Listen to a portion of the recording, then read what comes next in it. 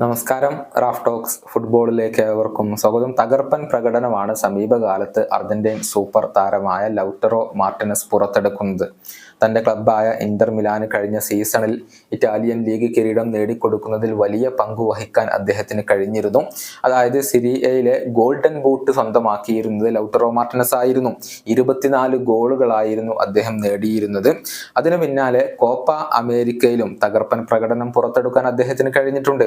അർജന്റീനയ്ക്ക് വേണ്ടി ആകെ 6 മത്സരങ്ങൾ കളിച്ച താരം 5 ഗോളുകളാണ് നേടിയിട്ടുള്ളത്. ഫൈനലിലെ വിജയ ഗോൾ നേടിയത് അദ്ദേഹമാണ്. കോപ്പ അമേരിക്കയിലെ ഗോൾഡൻ ബൂട്ട് സ്വന്തമാക്കിയത് ലൗട്ടറോ മാർട്ടിനസ് ആണ്. ഇങ്ങനെ തകർപ്പൻ ഫോമിൽ കളിച്ചുകൊണ്ടിരിക്കുന്ന ലൗട്ടറോക്ക് ഇപ്പോൾ പലരും വലിയ രൂപത്തിൽ ബാലൺ ഡി ഓർ സാധ്യതകളും കൽപ്പിക്കപ്പെടുന്നുണ്ട്.